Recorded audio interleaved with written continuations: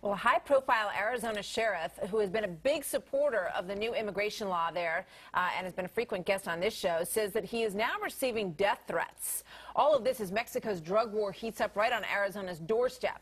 Just a couple days ago, we reported this to you. 21 people dead and 6 others injured in a bloody shootout just across the border last week.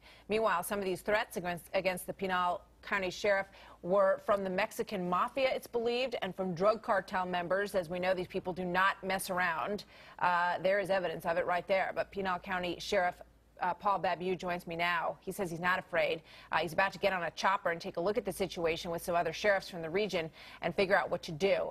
Sheriff, it is good to have you back. Welcome. Thanks, Mark. Good morning. Good morning to you.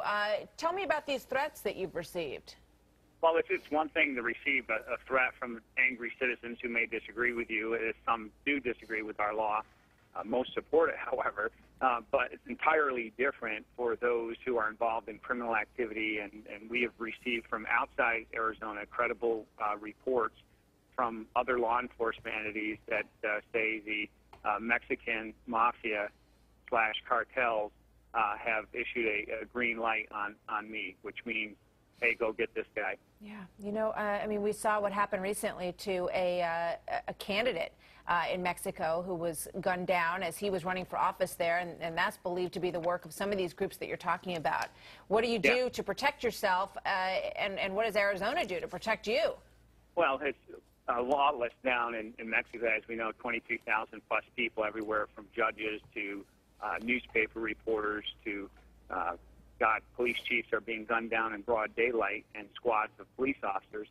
Well, here ourselves, we don't have enough deputies in our county. Our county is larger than the state of Connecticut, and we have we're the police for most of our citizens here, and we don't have enough deputies to respond to our own emergencies. So the last thing I'm going to do is take those vital resources and pull them to any type of security detail.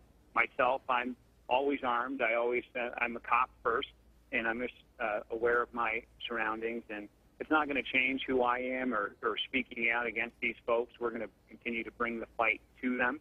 I'm working with other sheriffs here in Arizona. I proudly serve as the president of our Sheriff's Association, and hey, in the absence of the federal government securing our border, the president's promise to send us troops, still there's no plan about that. The federal government has utterly failed, and the local sheriffs and the sheriffs of America were charged constitutionally with that duty, and we're going to protect our families. You know, you really have stuck your neck out in this, and you know, I know you believe very strongly in this law, and that it is based on federal law, and that it should be upheld in your state. But you got to be looking over your shoulder these days. I mean, these people, as I said in this intro, and as we showed, and as you well know better than any of us, they don't mess around. They don't, and we take it seriously. More than even the threat against me, it's an affront to me as a citizen first, that these people would dare to threaten any officer. We face threats each and every day, our heroes in law enforcement, but to threaten those leaders in law enforcement is an affront to our republic and to what we stand for, the rule of law. Sure. And so when we're trying to enforce the law, people call us all sorts of names, which is crazy. All right. Just before I let you go, how did you hear about this threat? What form did it come into you?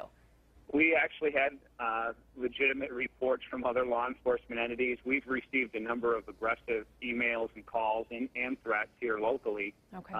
But this one was a credible report from a law enforcement agency outside of our state. All right. Well, we appreciate you keeping us posted, and we thank you for joining us once again. Good to see you, Sheriff. Great. Thanks, Mark. Scary story. Quick break. When we come back, an explosive new report.